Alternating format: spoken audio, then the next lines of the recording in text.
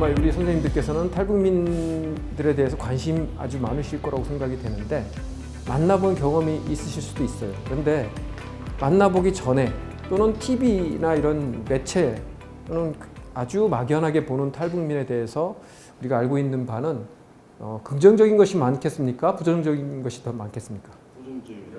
예, 저도 그렇게 생각합니다. 탈북민에 대해서 제가 탈북민 업무 오래 하다 보면 뭐 여러분들을 만났거든요. 강의도 참 많이 했고 특강도 했고 한데 그럴 때마다 탈북민에 대한 인식이 좀 안 좋으니까 와서 좀 바꿔주세요. 이런 식으로 말씀을 많이 들었지 탈북민에 대한 관심은 많은데 인식도 너무 좋기 때문에 뭐 이거를 받아가세요 이렇게 말씀하신 분은 없었거든요. 자, 어떤 오해와 편견이 있는지 한번 살펴보겠습니다.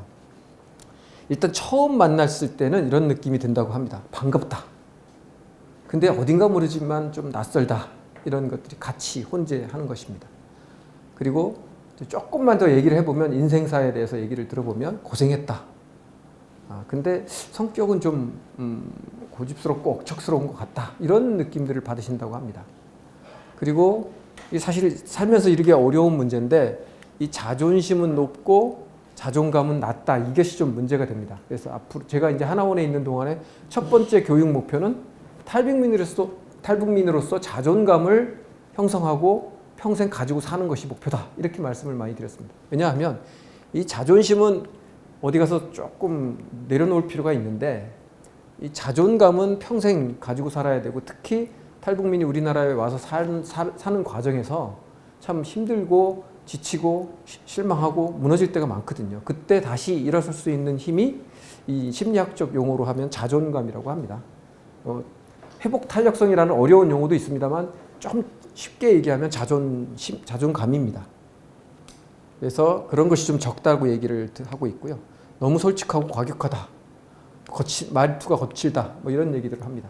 그리고 우리 사회적으로도 좀 문제가 되는 게 북한 정권이 여러 가지 도발도 하고 잘못을 하면 탈북민들한테 그런답니다. 니네 북한은 왜 이래? 이렇게 얘기한답니다. 그것은 사실 잘못된 것이죠.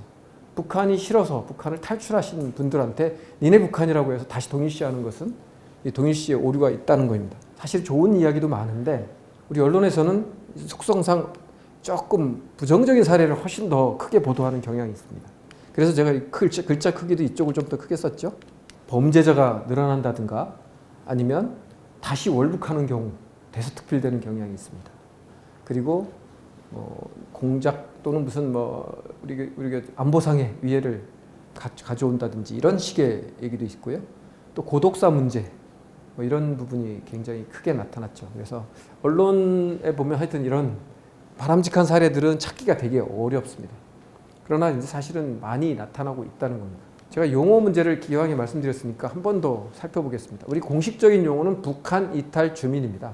우리 북한 이탈 주민 지원법에 정의가 나와 있는데 북한에서 살던 분들이 즉 북한에 생활 근거지가 있었던 분들이 북한을 벗어나서 제3국의 국적을 취득하지 않은 경우에 북한 이탈 주민에 해당됩니다. 그래서 이 용어를 굉장히 많은 부분을 고민했어요. 맨 처음에는 이제 사실 90년대에는 탈북자란 말들이 굉장히 많이 사용이 됐었고요.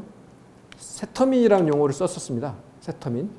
근데 그 용어가 조금 어감이 너무 가볍고 또 무슨 철새처럼 털을 옮겨 다니느냐 이런 논의가 있어서 사실은 탈북 정체성을 다시 살려달라고 그래서 사용하지 않게 되었습니다. 그래서 다시 북한 이탈 주민으로 부르다가 너무 길다 그래서 이제 탈북민이라는 그냥 약칭으로 부르고 있는 것입니다. 탈북민은 북한 이탈 주민을 말하는 것입니다.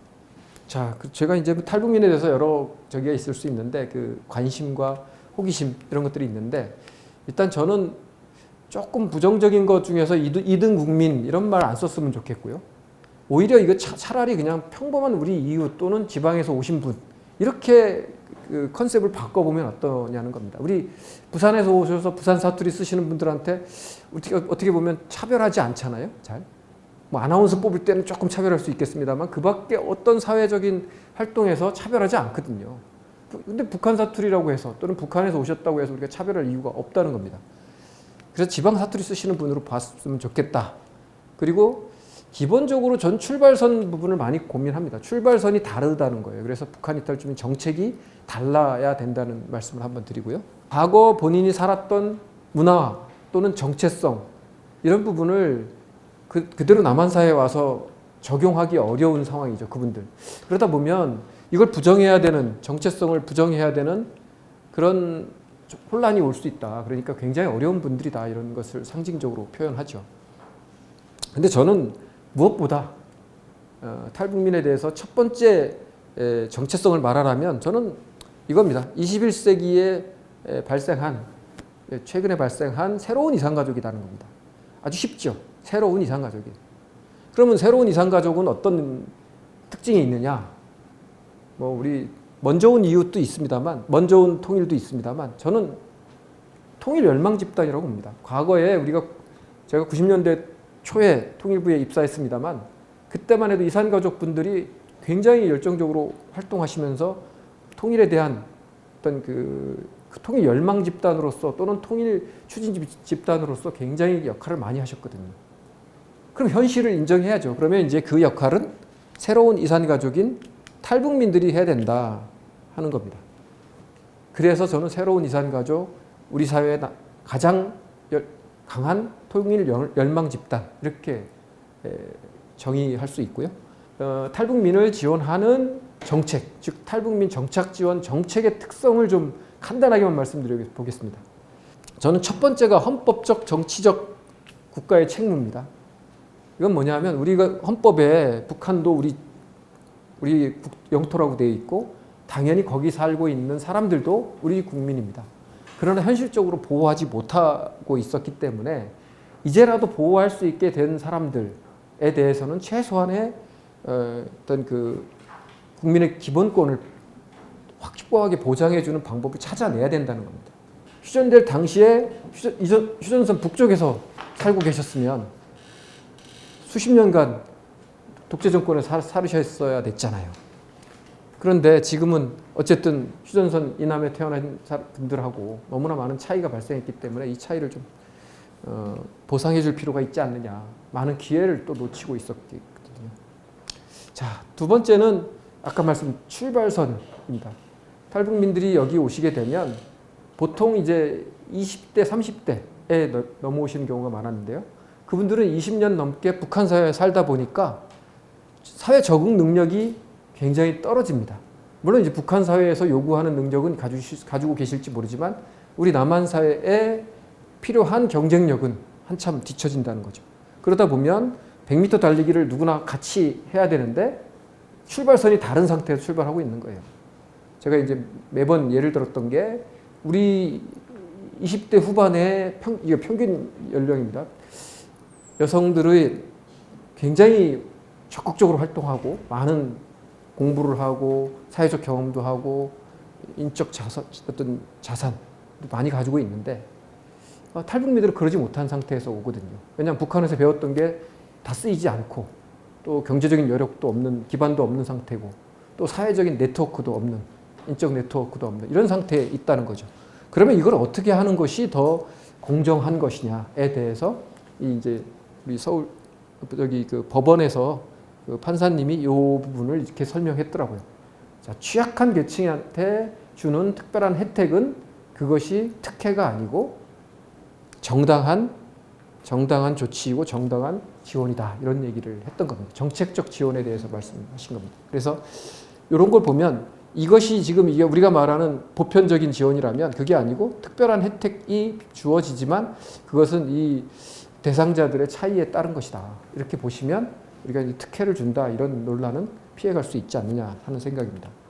세 번째 지금 말씀드렸던 게 이제 그러면 탈북민이 새로운 이산가족이고 통일 열망 집단이고 먼저 온 통일이라면 먼저 온 통일의 어떤 구체적인 내용들이 있어야 되는데 그것이 바로 이제 제가 생각하는 것은 통일 정책과 통일 준비의 핵심적인 분야라는 겁니다. 왜냐하면 통일은 결국은 우리가 남북한의 주민들, 즉 사람들이 함께 사는 것이기 때문에 그것을 지금부터 준비할 수 있게 해주는 인적 자원이라는 점에서 이것은 굉장히 중요한 통일 정책이고 통일 정책의 한 분야고 통일 준비의 중요한 역할이 아니냐 이런 생각을 해볼 수 있습니다. 최근에 정착 지원 정책이 많이 바뀌고 있는데 그냥 흐름만 보겠습니다. 취약계층을 지원을 좀 강화하고 있습니다. 그리고 정착 기본금도 최근에 가파르게 다시 상승을 했는데 정착 기본금은 아시다시피 들어오는 입국 비용, 브로커 비용과 관련이 있기 때문에 저렇게 올려도 사실은 조달이 잘 안 되는. 그다음에 안전지원 체계라고 해서 고위험군에 대한 별도의 관리 또는 뭐 어떤 그 모니터링 그리고 선발 또 사후 관리 이런 부분들을 강화하고 있습니다. 자립자활이라고 해서 이제 그 우리가 항상 중요시하는 뭐 취업, 창업 뭐 그런 부분입니다. 그래서 공직 취업도 중요한데 이런 부분을 이제 강조를 많이 하는데 탈북민 정책에서 제일 중요하다는 게 취업 정책이라고 합니다. 근데 실제로는 취업 정책을 성공하기가 굉장히 어려운 거죠. 왜냐하면 들어오시는 분들이 이미 좀 연세가 있어서 들어오시는 분들도 많고요. 또 교육을 받았다고 해도 아까 말씀드린 대로 사회주의 교육을 받았기 때문에 우리 사회에서 써먹기가 굉장히 어려운 부분이 있고요. 또 더 큰 문제는 사실은 탈북민들은 경쟁적 환경에서 창의적으로 일하는데 익숙치 않습니다. 쉽게 말하면 우리 자녀들한테 뭐라고 합니까? 경쟁을 통해서 입사를 하게 되죠. 어느 회사나 어느 조직이나. 그 다음에 그 안에서는 창의적으로 일하는 사람이 대접받거든요. 근데 북한에서는 경쟁이 그런 경쟁이 아니고요. 사상 경쟁 막 이런 거잖아요. 그 다음에 뭐 신분 뭐 이런 그 출신 성분 이런 것 경쟁이잖아요. 두 번째 무슨 그 창의적으로 일하면 큰일 납니다. 북한에서는. 그래서 취업하기 기본적으로 어렵다는 거고요. 좀 있으면 7월 14일이 되면 저희 북한 이탈 주민의 날이 옵니다. 이게 이제 올해가 2회째인데 여러 가지 좋은 취지에서 만들어졌고 정부에서도 많은 것들을 약속을 했습니다. 그래서 지금 뭐 지키고는 있습니다만 이제 장기적으로 보면 탈북민의 날이 어떤 역할을 해야 될지에 대해서는 계속 고민을 해볼 필요가 있습니다. 어쨌든 지금 탈북민의 날 또는 탈북민에 대한 인식 개선에 대해서 정부도 그렇고 저도 책을 쓰고 어디서 강의를 하고 하면서 굉장히 탈북민들에 대한 인식 개선에 대해서 많은 생각을 하게 계기를 만들어 드리려고 하고 새로운 어떤 그 정체성, 새로운 인식 또 우리 남북 주민과의 만남을 통한 그런 그 상호 이해 증진 이런 부분을 좀 관심 있게 봐야 된다고 생각합니다. 왜냐하면 탈북민들이 들어오신 지가 참 오래됐거든요. 이제 그래서 앞으로 정책 방향에 대해서 잠깐 말씀을 드려보면 이거는 이제 제 생각이고 큰 방향성입니다. 첫 번째가 취약계층에 대한 맞춤형 지원으로 가야 되겠다. 탈북민들이 들어온 지가 이미 벌써 한 15년 이상 많이 들어오신 지가 15년 정도 지났습니다. 지금은 초기 정착 지원 또는 초기에 우리가 초기에 많은 현금 지원을 하거나 또는 취업 지원을 하는 것이 그렇게 바람직하지가 않습니다. 지금은 정상적으로 잘 취업하신 분, 적응하신 분들보다는 적응을 못하신 분들, 취약하신 분들 이런 부분들에 대한 맞춤형 지원이 필요하다. 특히 지금 이제 고령화가 진행됩니다. 이제 탈북민 사회도 그렇기 때문에 고위험군에 대한 안전 지원, 그다음에 이제 가족 단위 지원, 특히 여성에 대한 지원이 되게 필요하다고 많이들 얘기를 하십니다. 뒤에서 다시 말씀드리겠습니다. 두 번째는 남북 주민들이 서로 화합하는 사회 통합이 중요하다고 합니다. 사회 통합은 통일된 이후에도 물론 중요하지만 통일되기 전에 통일 준비하는 과정에서도 탈북민과의 통합은 굉장히 중요한 부분이 되겠습니다. 세 번째는 이제 탈북민과 함께하는 통일 준비 강화인데 이제 오늘 이 주제로 나중에 결론적으로 말씀을 드리겠습니다만 그 과정에서 탈북민에 대한 상호 인식, 우리 사회 인식 개선 이런 부분이 중요하다는 말씀을 드리도록 하겠습니다. 자, 이제 탈북민 현황에 대해서 말씀을 드리는데 탈북민들 우리 사회에 몇 명이 들어오셨는지 혹시 통계를 아시는 분 있습니까? 지금은 34,350여 명이 들어왔는데 사실은 들어오신 분들 중에서 돌아가신 분들도 있고 뭐 이민 가신 분들도 있고 연락 안 되시는 분들도 있습니다. 그리고 뭐 최근에 우리가 이제 언론 보도에서도 나오지만 북한으로 다시 돌아가신 분도 있습니다. 그래서 한 32,000명 정도가 살고 계시다고 볼 수 있고요. 사실 적은 인구는 아닙니다. 우리가 사실 인구가 좀 잘 안 늘어나서 그것도 굉장히 많죠.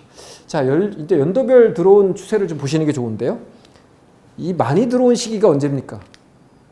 여기에 이제 2008년부터 11년까지입니다. 약 3,000명 가까이가 매년 들어오셨습니다. 3,000명을 넘지 못했지만 3,000명 가까이 몇 년 동안 들어오셨기 때문에 이때 2만 명이 넘었고 또 2016년에 3만 명이 됐습니다. 그래서 근데 지금은 이제 코로나 시기도 있었고요. 그래서 작년에는 이제 230여 명 들어왔고요. 올해 맨 밑에 보시면 올해 1분기 분기별로 저희가 발표를 해서 6월 달까지 좀 있으면 발표되겠습니다만 분기에 한 40명 정도밖에 안 들어옵니다. 그러다 보면 1년 내내 해도 뭐 200명이 되기 어려운 상황입니다. 뭐 약간 연말에 좀 더 들어온다고 해도 200명밖에 안 될 가능성이 높습니다. 탈북민들이 이제 지금은 들어오시는 분들이 오랫동안 중국이나 제3국에 체류하시는 분들이 들어오신다 이렇게 보시면 되겠고요. 자, 누계를 봤을 때 좀 아까 말씀드린 34,310명 플러스 한 40명 정도가 되겠습니다. 근데 지금 문제는 뭐냐면 좀 아까 말씀드렸습니다만 이제 이분들이 많이 들어오시던 기간을 이제 2010년이라고 본다면 그때 제일 뭐 피크 시기였다면 지금 벌써 15년 전 아닙니까? 이분들이 한국에 들어오신 지 15년이 지났다는 겁니다. 이제 그래서 정착 문제는 저는 어느 정도 결론이 났다고 보고 어느 정도 정착 현황에 대해서는 평가가 가능하다고 봅니다. 그래서 이제 제가 말씀드린 초기 정착보다는 사후 정착 지원 또는 취약계층에 대한 맞춤형 지원 이런 부분을 말씀드리는 겁니다. 자, 이제 정착을 어떻게 하고 계신지를 데이터를 좀 보도록 하겠습니다. 여기 보시면 여자분들이 더 많이 답변을 하셔서 75%가 나옵니다. 그러나 실제로 들어오신 비율은 한 72%에서 73% 정도 사이에 됩니다. 그리고 연령대가 들어올 때 20, 30대가 제일 많이 들어왔습니다. 근데 지금은 이제 40대가 제일 많죠. 15년이 지났기 때문에 그렇습니다. 지금은 이제 연령대가 조금 중장년으로 가고 있다 이렇게 보시면 되겠습니다. 그리고 만족도 한번 볼까요? 만족도는 이게 추세를 보시면 여기 2021년, 22년, 23년, 24년 전부 이렇게 연도별로 해놨습니다. 그래서 점점 상승하고 있습니다. 79.6%까지 상승을 했기 때문에 전체적인 만족도는 굉장히 높다. 우리가 생각하는 탈북민들의 우리 사회 정착에 대한 만족도는 꽤 있기 때문에 이건 실패한 정책이다 뭐 이렇게 말씀하시는 분들이 있는데 저는 뭐 이런 객관적인 지표로 봤을 때는 뭐 꼭 실패는 아니다 이렇게 볼 수 있습니다. 그럼에도 불구하고 아직도 취업 창업 이 부분에 대해서 더 많은 지원을 요청하고 계십니다. 그리고 탈북민들은 원래 그 의료 지원 수요가 높습니다. 왜냐하면 수십 년 동안 제대로 된 의료 서비스를 못 받았기 때문에 북한은 아시다시피 의료 체계는 잘 돼 있는데 어떤 자원이나 그 의약품 등 여러 가지 그런 여건이 구비가 돼 있지 않기 때문에 의료 서비스를 제대로 못 받으신 분들이 많고요. 또 지금 들어오시는 분들도 마찬가지지만 제3국이나 이런 데서 탈북 과정이 굉장히 깁니다. 그러다 보니까 건강 상태가 안 좋으신 분들이 많아서 아직도 의료 서비스를 요청하고 계십니다. 뭐 주택 문제는 항상 민원이 있습니다. 저희도 뭐 한 몇 년 살다 보면 꼭 이사 가고 싶지 않습니까? 이런 문제들이 해결이 되긴 어려운 부분이 있고요. 자, 이제 경제 활동에 대해서 이게 어떤 의미인지가 좀 약간 좀 혼란스러울 수 있는데요. 간단하게 보시면 열심히 일하시는 분들이 대부분이다 이렇게 결론을 내릴 수 있습니다. 여기 경제활동 참가율은 63% 정도 되고요.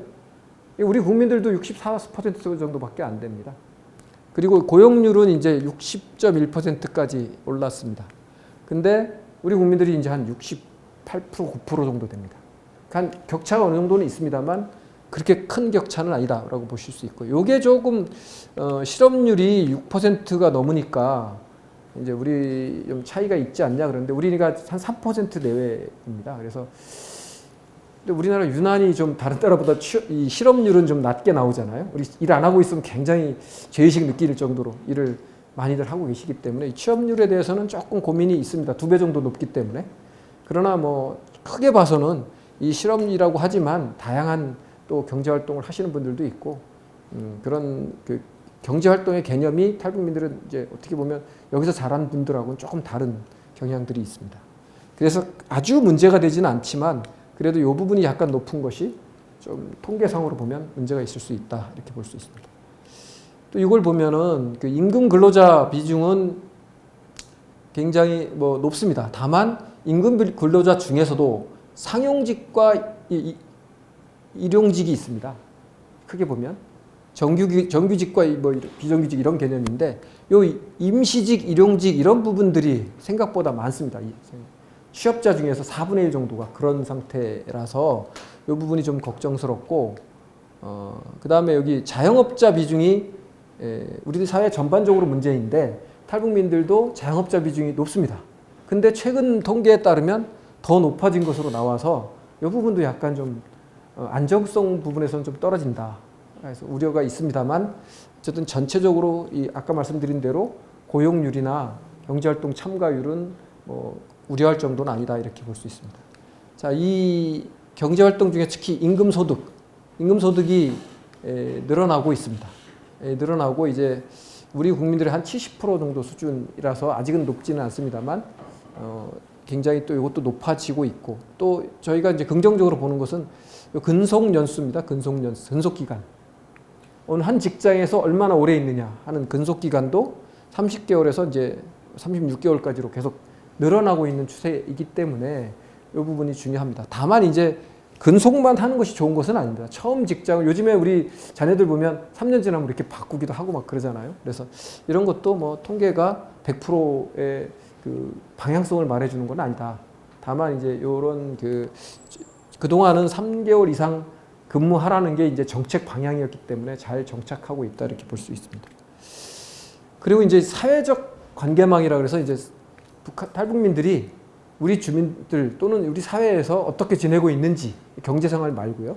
사회적인 활동을 저희가 조사를 해보면 몸이 아파서 부탁할 일이 생겼을 때 탈북민은 뭐 도와줄 수 있는 사람이 있다.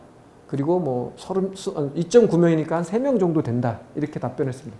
이건 뭐 나쁘지 않은 통계입니다. 왜냐하면 우리 일반 국민을 보면 도와줄 사람이 더 적습니다. 그리고 평균 2.3명, 그러니까 2명밖에 안 도와주는 거예요. 몸이 아픈데 내 일을 대신해 줄 사람이 2명밖에 없는데 탈북민들은 그런 점에서는 뭐 더 낫다 이렇게 볼 수도 있습니다. 자, 이제 우울하거나 낙심해서 얘기할 때 얘기 상대가 있느냐 이런 질문에도 뭐 있다 이렇게 답변하고, 뭐 우리 국민과 비슷한 수준이고 33명 정도 있다고 합니다. 자, 주변에 이야기 상대가 있다는 것은 아주 좋은 현상이죠. 그래서 특히 여성분들의 경우에는 뭐 크게 걱정할 필요는 없다. 이 사회적 관계망에 대해서. 근데 이게 일반적일까요? 남녀가 똑같을까요? 그렇진 않다는 연구들이 많습니다. 특히 책도 그렇습니다. 책에도 많이 나오는데 남성들은 이게 꼭 이렇게 안 나온답니다. 그래서 좀 걱정스러운 부분도 있다. 자, 차별 무시받은 경험이 있느냐 그랬을 때 계속 이게 있다고 나옵니다. 한 19%에서 16% 정도는 있다고 나오고, 그 이유가 첫 번째가 이 문화적 소통 방식, 두 번째 탈북민 존재에 대한 부정적 인식 또는 기술 지식이 부족해서 이렇게 나옵니다. 요거에 대해서 조금 더 살펴보도록 하겠습니다. 나중에.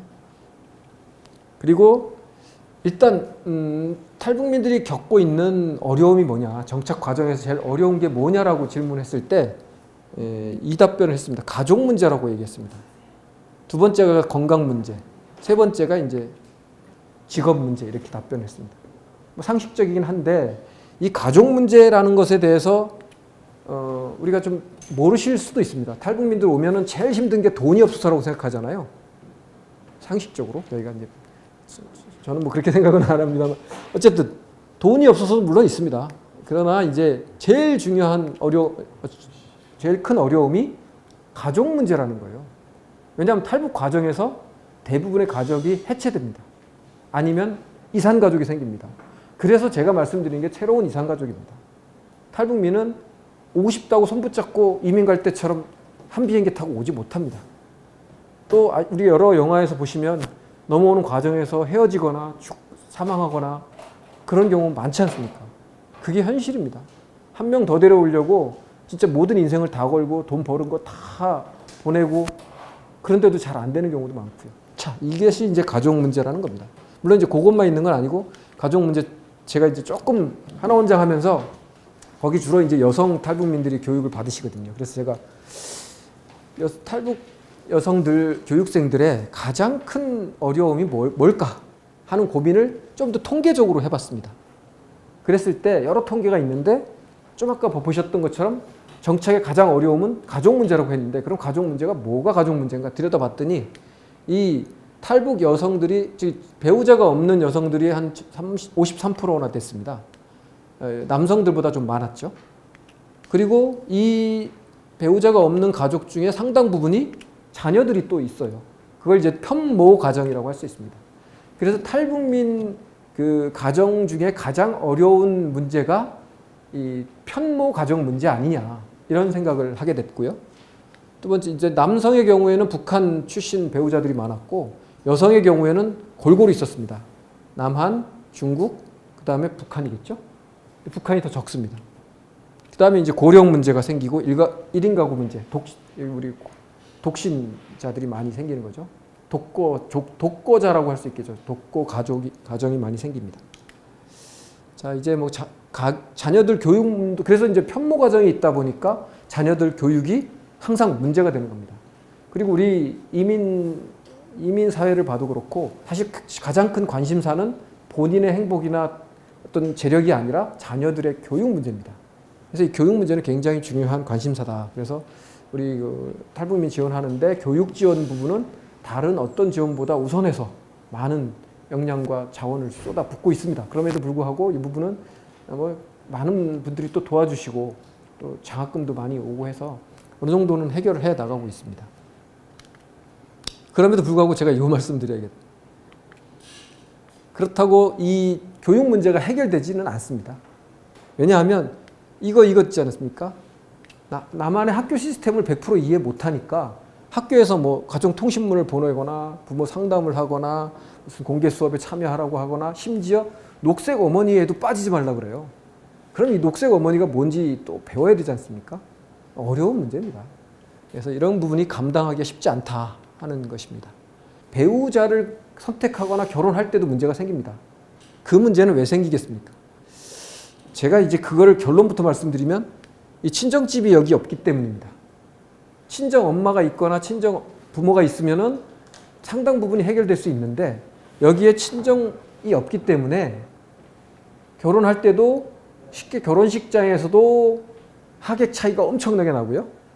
친구도 그렇습니다만 가족들이 일단 적잖아요. 그리고 어떤 그 우리가 말하는 뭐 가정의 그 상대적인 그런 비교를 할 때도 굉장히 많이 기울게 되죠. 그러다 보니까 알게 모르게 배우자로부터 굉장한 압박을 또는 여기 좀 써놨습니다만 이게 다 말씀드리긴 어렵고 어쨌든 그 부당한 대우를 받아도 하소연하거나 해결할 방법이 없는 겁니다. 그래서 제가 생각하는 것은 어디 친정집이 있었으면 좋겠다 하는 생각을 했습니다. 그래서 제가 하나원이 이제부터 친정집이다. 그래서 친정집 나들이라는 행사를 했습니다. 자, 그러면 이제 아까 우리가 이제 탈북민에 대한 부정적 인식이 많다 그랬잖아요. 근데 실제로 어떻게 됐냐 보면 제가 잘 못 썼습니다만 여기 2016년, 여기 2024년입니다. 그 8년 동안 친근도는 떨어지고 이게 친근하게 느껴지지 않는다. 그럼 뭐겠습니까? 좀 거부감이 생기는 거죠. 부정적 인식은 높아진 상태입니다. 많이 높아졌죠. 이게 왜 이럴까? 우리 정부에서도 이렇게 많이 지원을 했고 우리 사회에서도 탈북민에 대해서 많은 사람들이 헌신적으로 노력을 했는데 왜 이렇게 됐을까 하는 아쉬움이 있습니다. 뭐 코로나도 있었고 뭐 여러 우리 남북 관계가 나빠졌습니다. 그런 환경들이 변화되는데 그 결과로서 이렇게 된 거 아닌가 하는 생각도 할 수 있고요. 그다음에 이제 만난 경험이 있는 분들 만난 적이 있다 할 때는 친근도가 그래도 높습니다. 그러나 만난 적이 없을 때는 친근하지 않다. 거부감이 더 많다. 일단 탈북민은 만나봐야 되는 게 필요하다라는 겁니다. 그래서 여러분들 중에서 혹시 뭐 자주 만나보셨을 가능성이 높습니다만 탈북민들에 대해서 진짜 만나서 이야기를 해보고 뭐 처음에는 부담스러울 수 있습니다만 또 그 이면을 이해하고 그분의 배경과 그런 그 조금 더 그분의 생애를 이해한다면 분명히 좀 인식이 바뀔 수 있다. 오늘 교육 전후에는 안 바뀔지 몰라도 탈북민을 만나서 서너 번 이상 얘기를 해보면 바뀔 수 있다. 저는 그렇게 생각합니다. 아마 여기 설문지에도 비슷한 내용이 있었던 것 같은데요. 우리 동네 이웃으로 괜찮다. 다소 꺼린다는 게 있긴 합니다만 그냥 이거 아주 꺼린다는 거니까 생략하고 좀 꺼린다가 이제 10% 정도 있습니다. 직장 동료로도 괜찮다. 사업 동반자는 조금 더 좀 곤란하다라는 이런 느낌들이 있습니다. 근데 결혼 상대자 가면 갑자기 40% 가까이로 올라가죠. 아직도 우리 사회에서 결혼 상대자로 탈북민을 선택하는 데는 굉장히 걱정이 많다는 겁니다. 자, 학교 교사도 조금 걱정이 있고요. 지역의 대표, 대표자로, 우리의 이제 그 대표자로 하는데 조금 걱정이 있다는 겁니다. 이걸 이제 표로 보면 나이가 어리신 분들일수록, 이건 이제 일반 국민들을 조사를 한 겁니다. 결혼 상대 학교 교사 지역 대표 이런 분들, 이런 자리에 있는 것은 걱정스럽다는 얘기가 많고요. 또 연세가 어느 정도 있으신 분들은 좀 이렇게 편안하게 좀 나왔는데, 아주 연세가 많으신 분들은 좀 이런 또 직장 동료나 사업 동반자로 있는 것도 불편하다 이렇게 생각하시는 분들이 있는 것 같아요. 자, 근데 대체로 젊은 분들이 탈북민을 아직 못 만나보신 분들이 많고, 그분들이 이렇게 인식이 좀 나쁘다 이렇게 볼 수 있습니다. 이건 나쁘다는 것이 아니라 사실은 걱정한다는 겁니다. 우려가 있다는 게, 부정적이라는 것은 뭐냐, 아직 안 만나봐서 그런 것도 있고요. 그러니까 우리 탈북민의 어떤 그 사회적인 어떤 지위 또는 평판, 인식이 아직은 젊은 사람들한테는 편안하지가 않다 이렇게 볼 수 있는 거죠. 그래서 우리 기성세대, 저도 이제 60이 다 돼 가니까 기성세대라고 할 수 있는데, 우리 기성세대가 우리 젊은이들한테 탈북민에 대해서, 통일 문제에 대해서, 한반도 문제에 대해서, 더 나아가서 우리 모두의 문제에 대해서 어떤 생각을 가져야 하는지에 대해서 조금 더 알려줄 필요가 있습니다. 전 전반적으로 그런 생각을 많이 하고, 그래서 제가 이제 통일 관련 교재도 퇴직하면서 바로 썼습니다. 제가 버킷리스트 1번이 학생들한테 들려주고 싶은 통일 이야기를 하나 쓰자 하는 생각이었는데, 퇴직한다마자 6개월 내로 그냥 하나 만들어서 책을 냈습니다. 왜냐하면 그런 것을 하고 나서 그 다음에 실천을 좀 해야겠다 이런 생각을 하고, 지금은 이제 주로 민간단체나 이런 데서 활동을 하고, 봉사활동 중심으로 하고, 학교에서 강의도 합니다만 그렇게 하고 있습니다. 자, 그러면 이제 우리 일반 주민들과 탈북민들의 관계를 상호 어떻게 생각하는지에 대한 예를 좀 들어보겠습니다. 다 말씀드리진 않고 그냥 대충 흐름만 보시면 되겠습니다. 자, 우리가 이제 평소에는 그냥 우리는 다 같은 대한민국, 같은 민족, 같은 먼저 온 통일 다 좋습니다. 그래서 괜찮은데, 여기 직장이나 학교에 딱 가는 순간 구체적으로 들어가면 우리가 그러잖아요. 이건 맞는 뭔지 모르겠습니다만, 우리 멀리서 보면 100m 미인, 100m 미남이잖아요. 근데 가까이서 보면 아닌 경우가 많잖아요. 우리도 그렇다는 거예요. 그냥 평소에는 괜찮은데 내 직장에서, 내 학교에서 만나면 뜯어보게 되고, 자세히 들여다보게 되고, 그러면서 사실 약점을 찾는 부분들이 많아집니다. 말씨가 촌스럽다든지, 문화를 예절을 모른다. 특히 예절을 모른다 중에서 첫 번째가 뭡니까? 시간 약속 안 지킨다. 목소리가 크다. 사실은 우리도 마찬가지지만 이걸 트집 잡기 시작하면 한두 끝도 없는데 그렇게 된다는 겁니다. 자, 그래서 결론은 함께 하면 우리가 손해 아닌가? 이런 생각을 하게 된다는 겁니다. 근데 탈북민 입장에서는 같은 민족이라고 환대를 하고 도와주고 할 때는 언젠데, 같은 직장에 가보고 같은 학교에 가보니까 계속 트집을 잡고 싫어하더라. 이런 생각을 기본적으로 갖게 한다는 겁니다. 여러 선생님들 있는 직장이나 이 사회는 이웃은 아닐 거라고 생각합니다만, 이런 부분에 대해서 우리가 경계하자라는 측면에서 조금 더 깊이 들어가 보겠습니다. 자, 서로에 대한 오해가 많은데, 같은 민족인데 왜 차별하냐? 목숨 걸고 왔는데 이 정도 대접받기 못 받느냐? 이런 얘기를 하고요. 근데 왜 우리한테 기회를 안 주느냐? 북한에서 태어난 게 죄도 아닌데. 이런 생각을 하고요. 우리 남한 주민의 경우에는 특히 젊은이들, 우리도 먹고 살기 힘들어. 우리도 너무나 경쟁적이고 힘들게 살아왔어. 그래서 우리 모든 게 다 힘든데, 결혼도 힘들고 취업도 힘들고 집을 갖는 것도 힘든데, 특히 집 얘기 나오면 우리 할 말들이 많을 겁니다. 여기 집 얘기 나오면. 왜냐하면 우리 요즘 젊은이들 집을 갖기 굉장히 어렵잖아요. 근데 탈북민들은 어쨌든 20세 이상만 되면 집을 줍니다. 20세 이하더라도 20세가 되면 집을 줍니다. 임대주택을 알선해 주거든요. 근데 임대주택은 한번 들어가면 잘 안 나오잖아요. 그래서 안정적이긴 합니다. 다만 이제 다른 부분이 좀 불편하고 힘든데, 집에 대한 만족도는 생각보다 굉장히 높습니다. 탈북민들의 첫 번째 만족도를 얘기하면 하나원에서도 물론 그렇긴 합니다만, 하나원은 원래 시설이니까 그렇고, 집에 갔는데 바로 뜨거운 물이 나온답니다. 그 신기해하는 겁니다. 그리고 우리 또 관련 단체나 우리 기관에서 뭐 냉장고 갖다 놓고 냉장고에다가 김치도 갖다 놓고 쌀도 그득 갖다 놓고 쌀을 막 어느 그 지역에는 도와주시는 분들이 많아가지고 한 포가 아니라 4-5포 막 갖다 싸놓는 거예요. 그러면 북한에서 이 쌀 한 포가 얼마입니까? 굉장히 비쌉니다. 자기 월급의 1kg가 자기 월급이거든요. 근데 그 20kg짜리 쌀을 5포를 갖다가 놓으면은 막 너무나 행복하답니다. 부자 된 것 같고.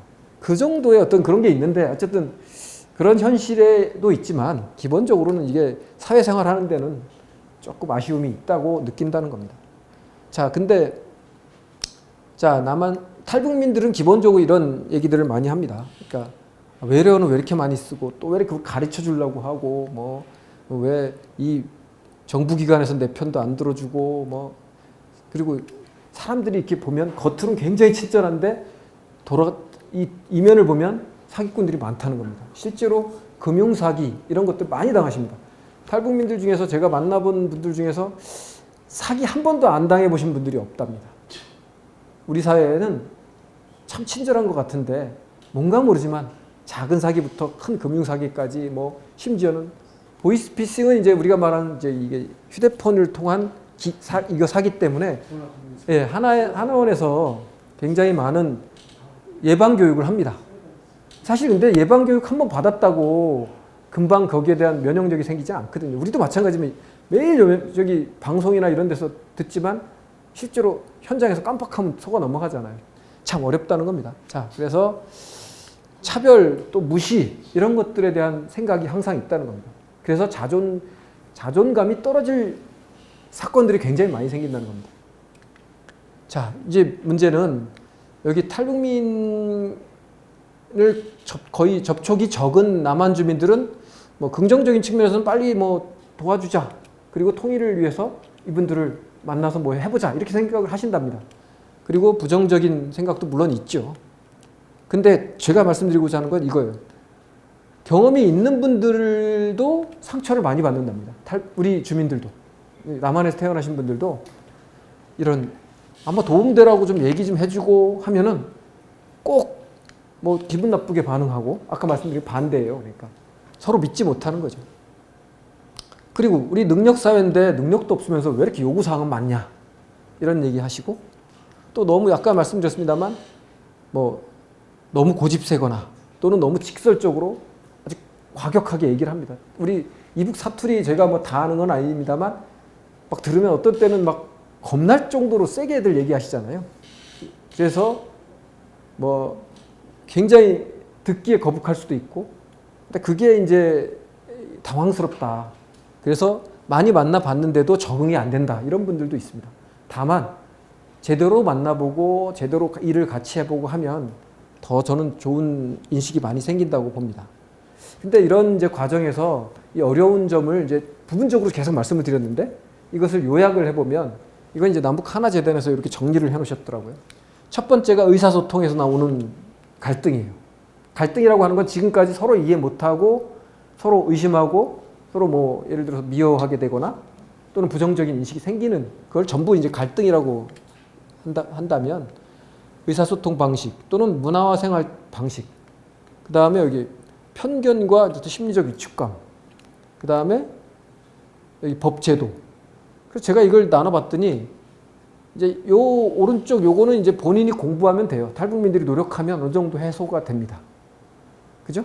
저런 거는 이제 문화적 생활 방식 에티켓이잖아요. 배우면 됩니다. 그리고 법제도 이거 배우거나 상담 받으면 돼요. 저희 무료 법률 상담 굉장히 많이 해드리거든요. 근데 요거는 이게 쉽지가 않습니다. 의사소통, 그다음에 이런 심리적인 상호관계에서 생기는 거잖아요. 남북 주민이 서로 만났을 때 생기는 문제들은 하루아침 해결되지 않습니다. 그래서 이런 부분은 결국 서로가 같이 노력해야 되는 부분이고 저는 노력하는 거는 그 다음 문제고 일단 만날 수 있는 기회가 있었으면 좋겠다 이런 생각을 합니다.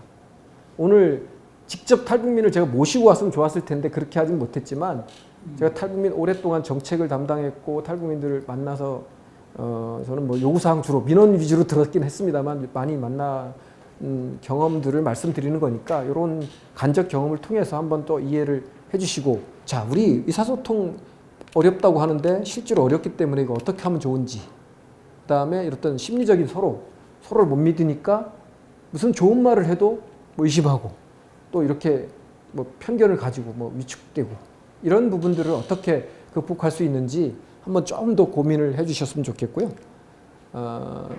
저는 이렇게 봅니다. 그래서 이렇게 이제 정리를 또 하신 분도 있고 저도 생각도 비슷한데, 탈북민을 특수한 보호 대상이다 이렇게 보지 말고, 저는 그냥 우리 여기 나왔습니다만 그냥 가까운 데 사는 이웃이다. 대신 이제 멀리서 이사 오신 분들이죠.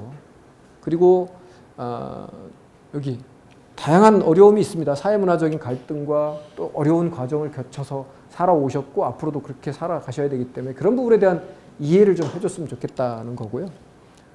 또 이거는 뭐 아까 말씀드렸습니다만, 우리 탈북민과 북한을 동일시하면 안 됩니다.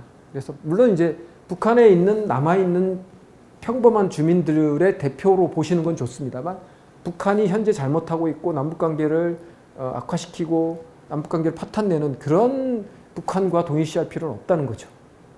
그래서 구분하실 필요가 있다 이렇게 봅니다. 뭐 통합적 요소를 강화하자는 건데, 뭐 이거는 뭐 지금까지 말씀드리는 그런 인식에 대해서 조금 더 한 번 더 다시 생각해 보자는 겁니다.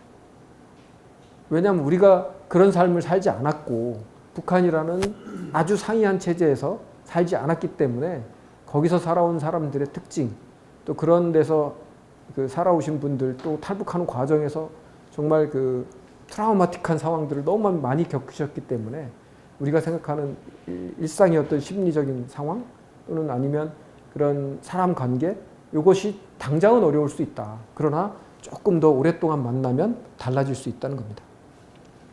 그러면 이런 분들하고 어떻게 통일 이야기를 같이 할 수 있는지에 대해서 마무리 차 말씀드려 보겠습니다. 아까 탈북민을 지원하는 정책은 통일 정책의 핵심이고 통일 준비의 중요한 분야다 이렇게 말씀을 드렸는데, 그것이 이제 함께하는 통일 준비가 되어야 된다는 겁니다.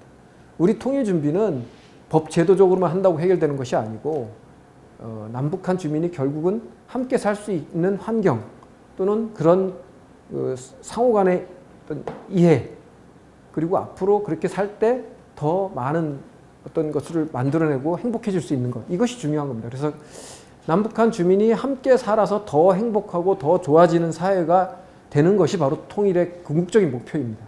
그러다 보면 그 안에는 사람의 통일이 핵심에 있는 것입니다. 그래서 법제도의 통일은 그것을 뒷받침하는 것이죠. 그리고 그것은 어떻게 보면 기반을 만드는 것이지, 그것을 완성하는 것은 결국 남북한 주민인 것입니다. 그러다 보니까 탈북민들은 지금부터 그 일을 우리랑 같이 해야 된다 하는 겁니다.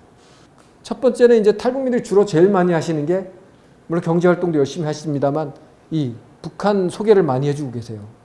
그래서 200여 명의 탈북민 강사들이 곳곳에서 활동하세요. 우리가 많이 보는 이제 TV 프로그램에서도 나오시죠.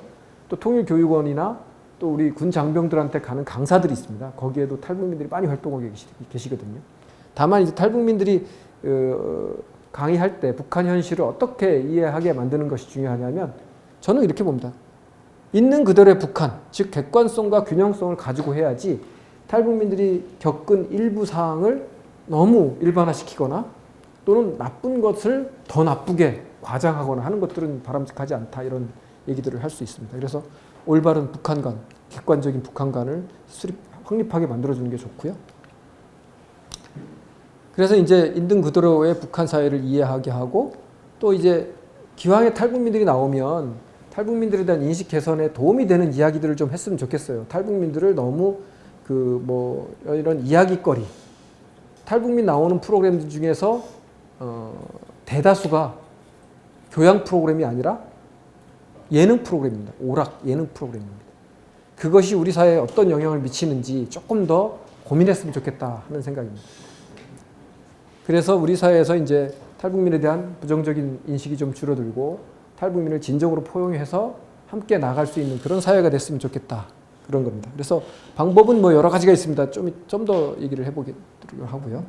두 번째, 제가 아까 말씀드린 대로 탈북민이 새로운 이산가족이고 우리 사회에서 가장 큰 통일 열망 집단이고 앞으로 통일을 위해서 통일이 필요하다는 것을 온몸으로 증거하고 있는 사람들이거든요. 탈북민을 보는 순간 통일이 돼야 되겠다는 생각이 저절로 들 겁니다. 왜냐하면 겉모습이 그래서가 아니라 그분의 주변 환경, 그분이 살아온 환경이 지금 여기서 어렵잖아요. 그분들이 살던 같이 살던 가족들, 친구들, 또 사회 구성원들이 사실 북한에 그대로 살고 있거든요. 그런 점에서 봤을 때는 저는 모르겠습니다. 탈북민이 34,000명으로 적지만 사실은 그분들이 각자 50명, 100명씩 북한의 연고자 또는 지인들이 있기 때문에 사실은 중요한 북한의 통일 희망을 심는 사람들이다. 그래서 북한 주민들한테 통일 희망을 계속해서 심어주는 것은 굉장히 중요한 일입니다. 북한 주민들은 아직도 90% 이상이 통일을 절대적으로 희망합니다. 근데 우리 사회는 어떻습니까? 요즘 청소년들의 통일 인식 조사하면 50% 밑으로 떨어졌습니다. 근데 북한 주민들은 아직도 90% 이상이 통일을 원합니다. 그러면 어떻게 할 겁니까? 우리 탈북민들이 그걸 계속 증거하고 있거든요. 그리고 이제 통일 과정이나 통일 이후에도 탈북민들은 많은 역할을 할 수 있습니다. 특히 북한 사회 번영에 대해서 큰 역할을 하시죠. 물론 이제 여기 실향민 사회에서도 기업인들도 많으시고 우리 사회에 성공하신 분들이 많기 때문에 그 경험과 그 자원을 북한에 나눠줄 필요가 있겠습니다만 탈북민들은 그 실제로 온몸으로 그것을 나중에 북한 번영을 위해 투자를 할 것이다. 헌신을 할 것이다. 저는 그렇게 생각을 합니다. 실제로 지금도 많은 분들이 각 곳곳에서 열심히 일하고 계시죠. 또 뭐 국회의원을 비롯해서 석박사, 뭐 의사, 공공기관, 언론기관, 뭐 IT 창업 굉장히 많은 분야에서 활동을 하고 계십니다. 요즘에는 이제 과거에 제가 이제 맨날 그런 얘기를 했었는데 잘 진출을 안 하셨어요. 영농 분야. 근데 최근에 와서는 좀 많이 가시고 계시네요. 왜냐하면 그게 경쟁력이 있다는 것을 조금 알게 되셨죠. 20여 년 동안 탈북민 정책 초창기부터 이제 통일부에서 이런 일을 하고 많은 분들을 만나면서 얘기했는데 탈북민을 어쨌든 깊이 있게 이해하려면 한번 만나보고 관심과 호기심이 좀 더 커지면 또 한 번 만나보고 이야기해보고 그러면 좋겠다. 여러 가지 문제가 있습니다. 그런 문제들을 우리가 더 큰 목표인 한반도의 어떤 평화 통일 그리고 그 이후에 주민들의 행복한 통합 이런 것들을 준비하는 차원에서 탈북민들을 조금 더 이해하고 공감해주면 어떻겠느냐 하는 것으로 제가 결론을 맺도록 하겠습니다.